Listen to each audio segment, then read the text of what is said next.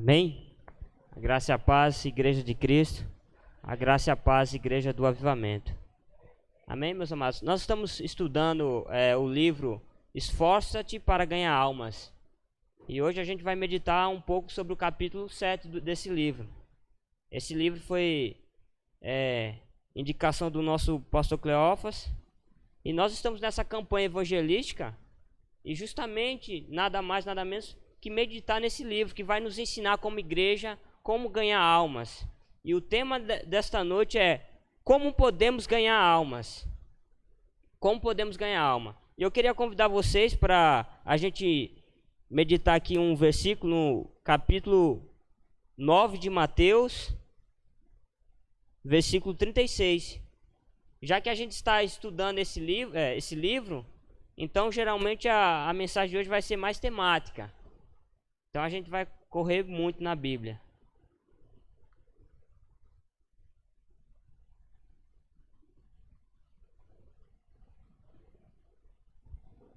Mateus capítulo 9, versículo 36. Diz assim: Vendo Jesus as multidões, compadeceu-se delas, porque estavam aflitas e exaustas, como ovelhas que não tinham pastor. Amém? E aqui no primeiro ponto da mensagem dessa noite, meus amados, como podemos ganhar almas? É uma pergunta. E aqui eu tinha vários exemplos lá no livro, eu coloquei um, com amor. Não adianta a gente tentar ganhar almas se realmente a gente não tem essa disponibilidade, essa vontade, esse desejo de querer. Ganhar almas realmente é um chamado exclusivo da Igreja de Cristo. E só pode ganhar almas quem é salvo, quem é convicto que realmente foi alcançado pela graça de Cristo. E quando nós entendemos que nós somos alcançados por essa graça, certamente nós entendemos o quão é importante ter esse amor para com as vidas. Porque a gente pode analisar que dentro da nossa casa existe um familiar, um parente que precisa ser alcançado por essa graça, que precisa ser alcançado por esse amor que nos alcançou. E quando nós entendemos isso, meus amados, nós realmente vivemos essa realidade. Então, primeira coisa, com amor. Devemos trabalhar com amor para Deus, amor para com as almas. O amor é o que vence. Foi o amor que planejou o caminho da salvação. Então, o amor é o próprio Cristo que deu a sua vida por mim e por você. Então, nós como igreja temos essa incumbência de ganhar almas, de evangelizar, mas tudo isso é com amor. É por isso que o pastor Cleófas, ele foi tirar férias, mas ele deixou toda a programação para a igreja nessa campanha evangelística, oração, convidar os perdidos. E nós como igreja devemos não só quando for um período ou o pastor estiver viajando, mas sempre estar exercendo essa função que foi nos dada, que foi nos confiada, a ganhar almas. Porque esse é uma realidade que vai ser cobrada minha e de você na eternidade. Não pense, querido, que quando a gente chegar no tribunal de Cristo, simplesmente a gente vai receber o galardão. Vai sim, mas vai ter uma cobrança. Porque muitas das vezes nós temos a oportunidade de evangelizar, de alcançar aquela vida, e nós negligenciamos isso. Então nós entendemos que viver para Cristo é justamente viver a realidade do seu propósito, que é alcançar as vidas, que é tocar as almas. Então, Mateus 9:36, como diz aqui, Jesus ele mostra essa paixão para com essas vidas, que ele vê uma multidão enferma, que ele vê uma multidão cansada, que ele vê uma multidão precisando de atenção, porque essa multidão não tinha sequer uma pessoa que conduzia ela. E se eu e você, meus amados, estamos aqui alcançados pela graça, é porque um dia alguém teve a vontade, o amor para se esforçar para conosco. Ou seja, evangelizou para nós, trouxe nós até um culto ou uma célula, e nós fomos alcançados. E não é diferente com as pessoas que estão lá no mundo, meus amados. Nós precisamos entender que essa missão é nossa. Então nós devemos usar algumas ferramentas, e a primeira dela é o amor. Sem amor nada acontece. E amor aqui, meus amados, é simplesmente você chorar pelas vidas. É você ver que nós estamos numa cidade como essa, Espírito Santo, e quantos jovens, meus amados, não estão completamente perdidos nas drogas. Ou quantas famílias, casamentos estão sendo destruídos numa cidade como a nossa. Então é para a gente olhar e analisar e ver que a igreja ela precisa novamente ter compaixão dessas pessoas, ter compaixão dessa situação, não negligenciar, ou seja, não ficar indiferente da situação que está aí. Essa é uma realidade, meus amados, que Jesus nos chama para que possamos realmente viver, que nós possamos ganhar almas através do amor de Cristo. Isso nós começamos na nossa casa, porque existem pessoas na nossa casa que precisam ser alcançadas. Domingo agora eu convidei meu pai, ele veio para o culto, mas ele já tinha vindo outra vez para o culto. Mas eu fico muito feliz porque meu pai já foi um alcoólatra. Muitas das vezes, quando eu chamava ele para vir para o culto, ele disse que nunca ia vir. Então a realidade muda, meus amados. Quando a gente começa a perseverar, orar, as coisas acontecem, mas tudo no tempo de Deus. Nós precisamos usar a ferramenta correta e exatamente acreditar naquilo que Deus falou ao nosso respeito. Porque a palavra de Deus ela não volta vazia. Se realmente você se apossou da palavra de Deus e você está perseverando, você vai ver esse fruto nascer. Amém? Então, com amor, meus amados, nada sem amor acontece. Segundo ponto, exalando a Cristo. No livro diz que para a gente ganhar almas, a gente precisa ter o cheiro de Jesus. E a gente precisa analisar quem é Jesus. Jesus, no seu ministério, ele andava com pessoas. Ele tinha cheiro de povo, de gente. Ele estava no meio do paralítico, ele estava no meio da prostituta. Mas uma coisa diferente, meus amados, é que Jesus ele não parou no problema de nenhum. Ele passou no problema de cada uma dessas pessoas na sociedade, mas ele não parou no problema, ele não ficou naquele problema. Ele tocou aquela vida e continuou no seu propósito. O que eu quero dizer para você, meus amados, é que a gente, como cristão, nós precisamos exalar isso de Cristo. Nós precisamos ter a facilidade de dar com as pessoas, de entrar em ambientes, sair de ambientes e ministrar o evangelho. Quando fala exalando a Cristo, meus amados, é certamente que Jesus, ele nunca perdeu uma viagem.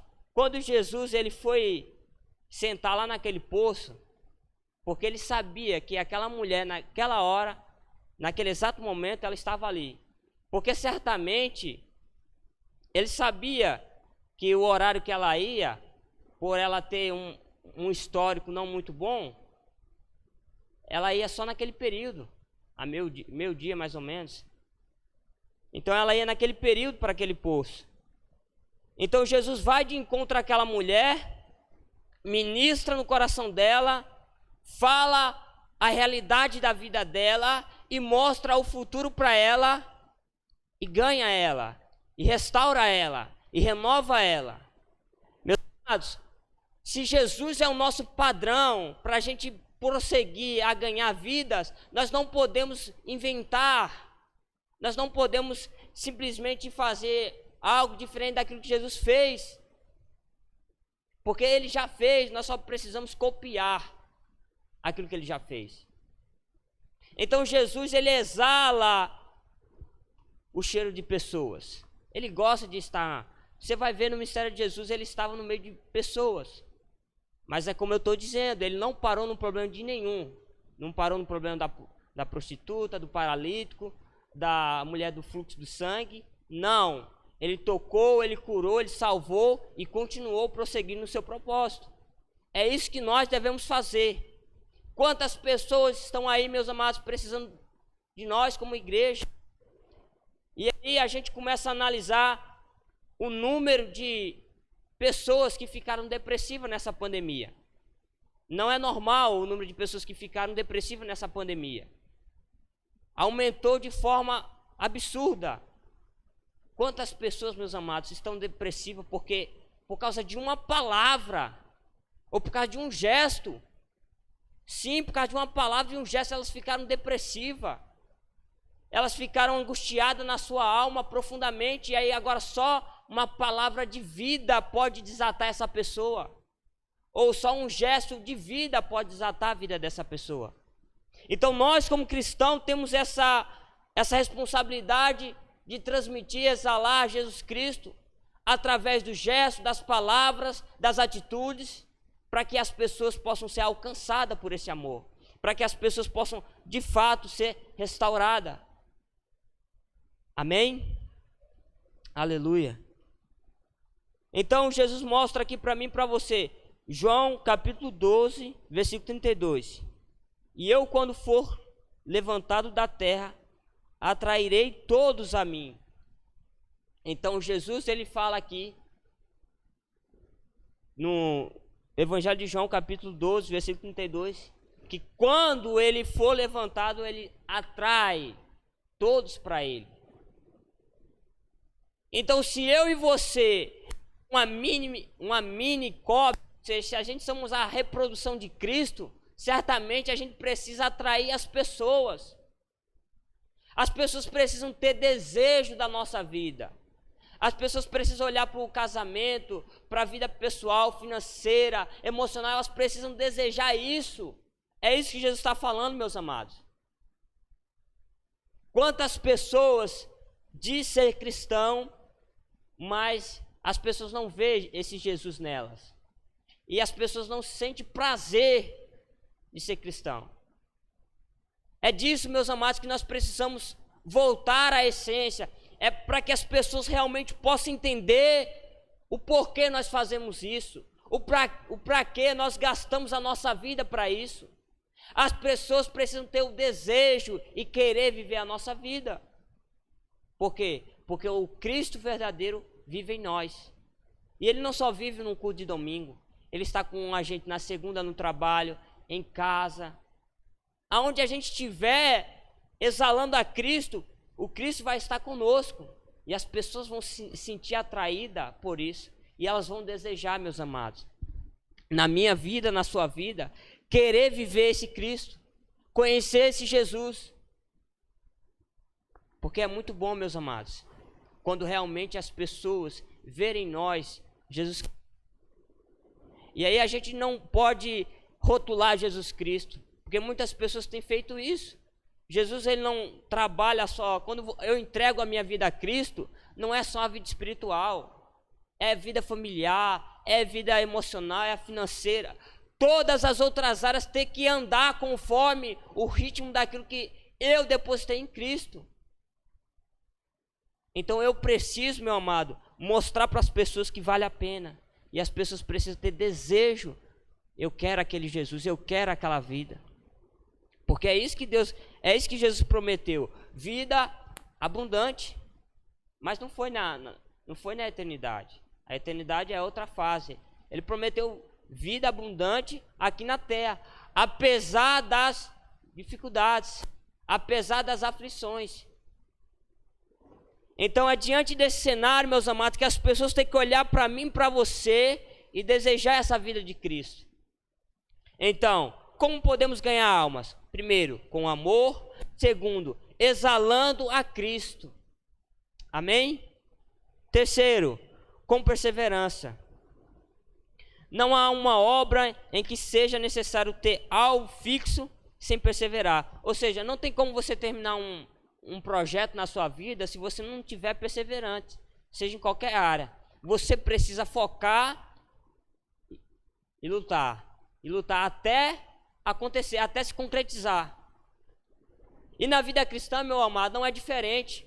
Quando nós realmente estamos numa campanha dessa, graças a Deus a gente já viu frutos, mas a gente vai ver mais, porque nós estamos perseverando, porque nós estamos lutando, nós estamos orando.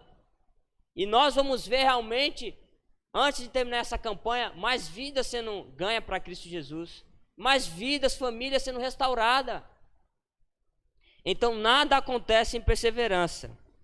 Olha o que diz em Gálatas, capítulo 6, versículo 9. Abra aí sua Bíblia para acompanhar. Gálatas, capítulo 6, versículo 9.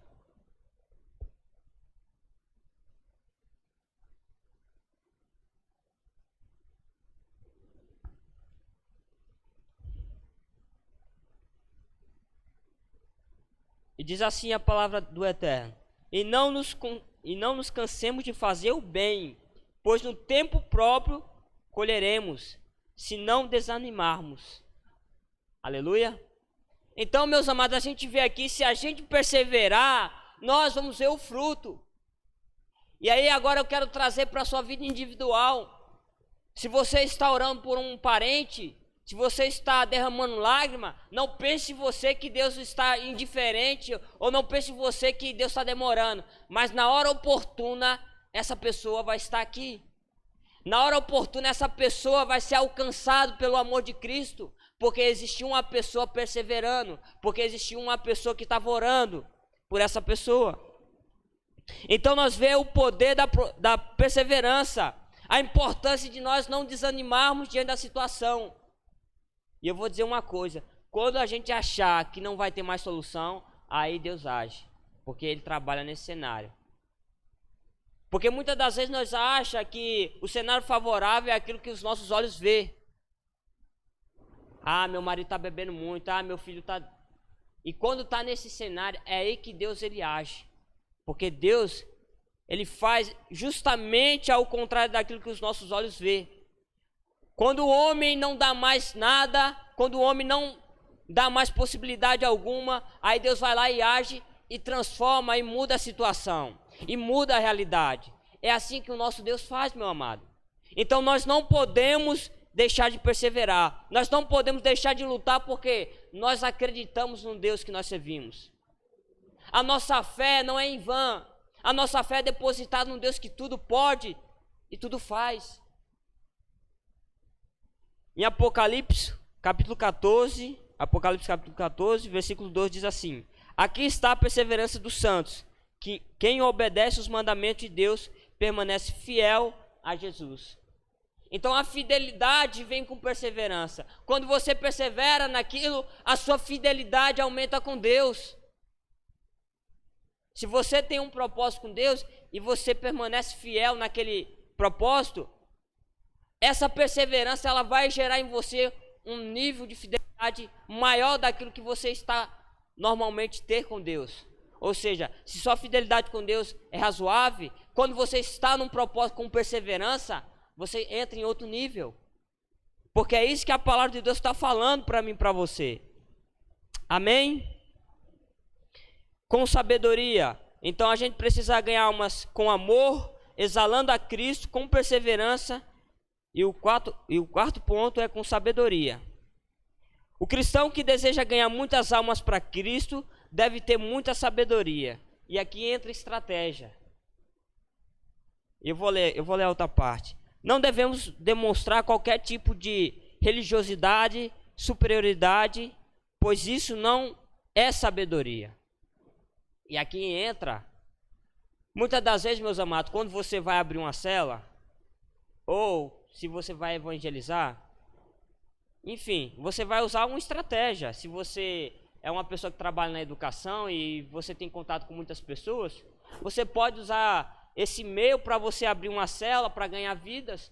É sabedoria. Ou se você, como o tio Cício, teve um tempo aqui que ele teve um projeto aqui, era muito jovem, Rafael é fruto disso.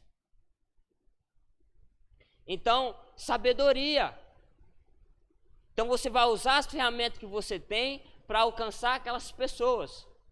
E aí você pode usar qualquer meio, o esporte, a educação, aonde você vê, o social também, aonde você vê viabilidade para alcançar aquelas vidas, você vai usar, porque isso é sabedoria. Porque a religião, meus amados, ela tem matado mais do que o pecado. Porque muitas das vezes as pessoas falam, não pode fazer isso, não pode fazer aquilo, não pode misturar as coisas de Deus com política, etc. E aí a igreja tem perdido muito tempo e o inimigo tem ganhado muito espaço durante muitos anos, porque a igreja esqueceu da educação, do esporte, da política. E o inimigo ele tomou aí e hoje a gente está nessa guerra travada no mundo espiritual, onde a igreja está lutando para pegar isso de volta e o inimigo não quer soltar. Então a gente precisa ter sabedoria para ganhar almas. Sabedoria. E aqui eu vou dar um exemplo, porque geralmente filho de pastor tem que ser pastor. E eu estava assistindo um projeto que está tendo lá em Itajaí, na igreja do apóstolo Hermino. E o filho dele não é pastor, o filho dele vai ser jogador de futebol mesmo. Ele está investindo muito no menino lá e já abriu um instituto e já ganhou mais de 500 jovens para Cristo Jesus. Jovens que muitas das vezes estavam nos vícios, estavam sem pai, sem mãe, completamente desnorteados na vida e foram resgatados por esse projeto. Então você vê que não necessariamente ele precisou fazer o filho dele pastor para ganhar vida. Ele usou a habilidade que o filho dele tem para ganhar as vidas. Isso é sabedoria, meus amados. Por que eu estou falando isso? Porque muitas das vezes, algumas pessoas, não, muitas das vezes não. Quando isso acontecer na verdade, na eternidade, algumas pessoas, quando chegar na eternidade, vai chegar para Jesus, o próprio Jesus fala em Mateus, deixa eu ver, eu acho que é 21, deixa eu ver, achei.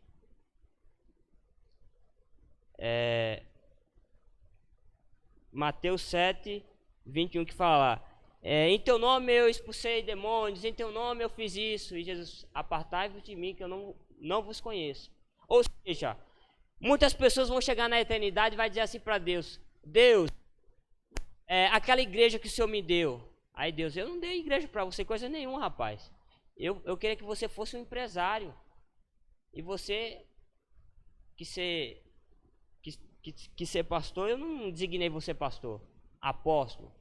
Então, muitas das vezes, meu amado, a gente tem que usar o dom e a habilidade que Deus nos confiou, porque nem todo mundo vai ser mestre, pastor, mas toda a habilidade, o dom e o talento que Deus te confiou, você tem que usar isso em favor do reino dele. Amém?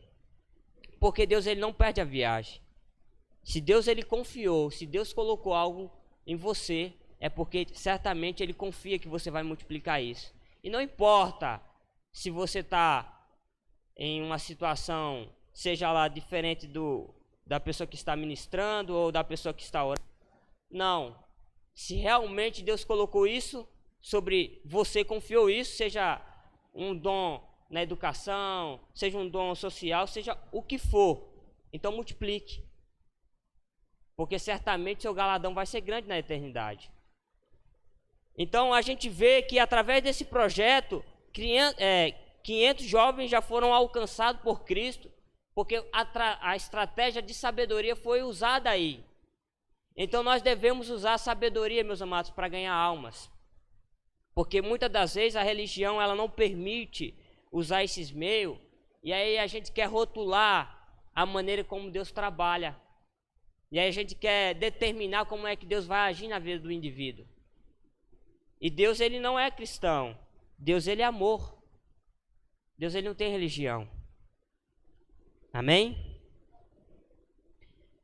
O quinto ponto é com coragem. Nós precisamos ter coragem para ganhar almas. Olha o que diz 2 Timóteo capítulo 1, versículo 17. Porque Deus não nos deu o espírito de medo ou covardia, mas de fortaleza, de amor e de moderação. Então, quando nós temos essa incumbência, entendemos que essa missão é nossa, de proclamar o evangelho, então a salvação a gente devemos levar às outras pessoas. Meus amados, quantos irmãos nossos lá na China não têm usado esse versículo, não têm tem entendido essa realidade e tem proclamado o Evangelho de Cristo, mesmo num país onde existe perseguição, mesmo num país onde existe mortes, um índice muito grande de morte por cristão lá, porque proclama a verdade. Mas eles confiam nesse versículo, porque Deus não deu a ele um espírito de medo ou de covardia para ministrar o Evangelho, mas eles entenderam e confiaram em Cristo e dão a sua própria vida para ganhar vidas. Então a gente vê na Coreia do Norte também a mesma situação. E nesses países comunistas, ditatorial, a gente vê, meus amados, o quanto nossos irmãos sofrem para ganhar almas. Muitos deles são mortos, mas Deus está lá com ele. Então nós precisamos ter ousadia, coragem para ministrar o Evangelho. Nós precisamos ter essa incumbência de entender que a coragem que Deus nos deu não foi de covardia, mas sim de ousadia para falar da verdade. E outra, quantos jovens, meus amados, vão para a universidade, se recua, tem medo de dizer, no mínimo, que é cristão, e não consegue alcançar as vidas. E aí a gente começa a olhar para a palavra de Deus, e a gente vê que Daniel na Babilônia, José no Egito, eles conseguiram ganhar um espaço, uma proporção tão grande, que outras vidas foram alcançadas, que outras vidas foram transformadas pelo ministério que eles exerciam naquele tempo. Então Deus nos chama para que a gente possa ter coragem e ousadia para falar do seu amor. Amém? Com oração. Sexto ponto, com oração. Então, meus amados, abra aí sua Bíblia em Atos capítulo 2, versículo 42.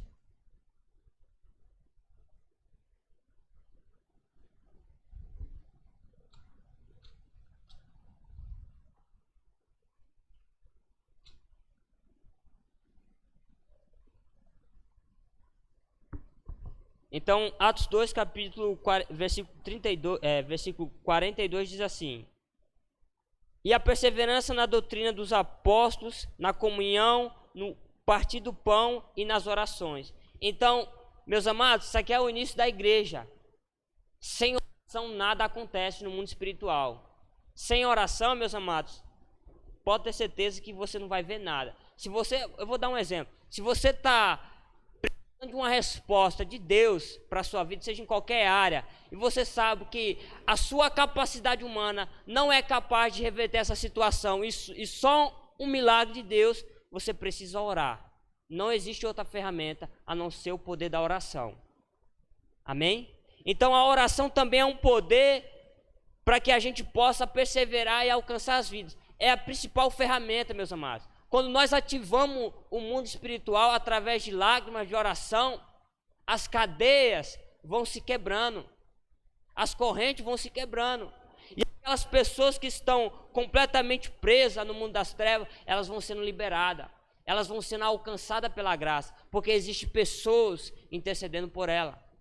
Aí entra o poder da intercessão, que a nossa apóstola fala. O poder da intercessão. Então nós precisamos entender que o poder da oração é fundamental, meus amados, para a gente alcançar o objetivo que nós queremos nessa campanha evangelística.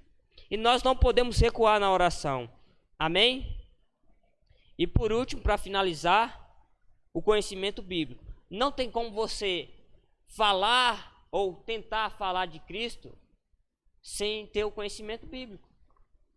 É por isso que existe aqui o discipulado pastoral, a escola de líderes, para que haja uma preparação, para que você seja enviado e capacitado para você realmente falar do amor de Cristo. Porque certamente se você não tiver essa preparação, você vai só argumentar, você vai só discutir. E aí a palavra de Deus fala que quando nós discutimos ou nós argumentamos com outras pessoas, nós estamos jogando tempo fora e jogando como se fosse comida para os cachorros. A Bíblia relata isso, que quando nós desperdiçamos a oportunidade de ministrar o Evangelho de Cristo, porque perece a falta de conhecimento, se eu sei que uma pessoa é completamente idólatra ou religiosa, a única coisa que vai mudar na vida dela é o poder da minha oração. Não é simplesmente eu abrir a palavra, porque certamente ela não vai entender. Mas quando eu entro no mundo espiritual e eu começo a interceder, eu começo a orar por ela, então aí já vai haver uma nuvem diferente na vida dela. Então quando eu for ministrar para ela, eu já vou ter um ambiente preparado. Porque certamente eu medito na Bíblia e eu tenho esse entendimento que se eu for de imediato falar do amor de Deus para ela, para uma pessoa idólatra, uma pessoa que está em outra religião, ou que serve a uma religião, melhor dizendo, ela não vai aceitar, meu amado. Então nós precisamos ter esse conhecimento. Oséias 4:6 diz que o meu povo perece por falta de conhecimento. Então o conhecimento bíblico, meu amado, é essencial para nós cristãos, para que nós possamos de fato falar da palavra de Deus e as pessoas serem tocadas. E isso é uma naturalidade. Se você assistir os cultos, não vou nem dizer outra denominação, vamos falar aqui, a nossa apóstola Valnice, como ela prega tão calma, mas se você assistir o culto dela evangelista, você vê várias pessoas se rendendo a Cristo. Por quê? Porque não é a maneira como a pessoa fala, mas sim o autoconhecimento que as pessoas entendem na sua mente que está sendo liberado ali e destrava na vida daquela pessoa. E a graça é alcançada. Porque se você analisar, a nossa apóstola tem um nível de sabedoria muito grande na palavra de Deus. E quando ela está ministrando, automaticamente você vai ouvindo a palavra e a palavra vai na sua mente, diretamente ativando você. Então isso se chama sabedoria, meus amados. Então quando nós temos o conhecimento da palavra e dominamos ela, de fato nós não perecemos. Nós realmente exercemos aquilo que foi nos confiado. Nós sabemos manusear a palavra de tal forma que aquela pessoa vai ser persuadida a entender que ela precisa ter Jesus na sua vida e ela vai ser alcançada pela graça de Cristo. Amém? Então que nessa noite você entenda isso, que para ganhar almas nós precisamos de amor, exalar Cristo, ter perseverança, usar sabedoria, ter ousadia, bastante oração e conhecimento da palavra. Amém? Glória a Deus. Pode vir, irmão Cícero.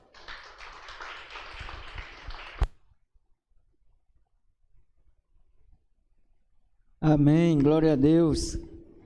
Quem aqui já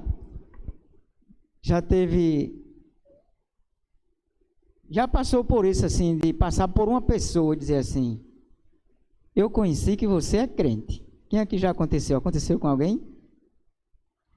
Pois bem, isso aconteceu comigo há 2 anos atrás e aconteceu hoje. Eu passando numa equipe de trabalhadores lá de Sapé da Paraíba,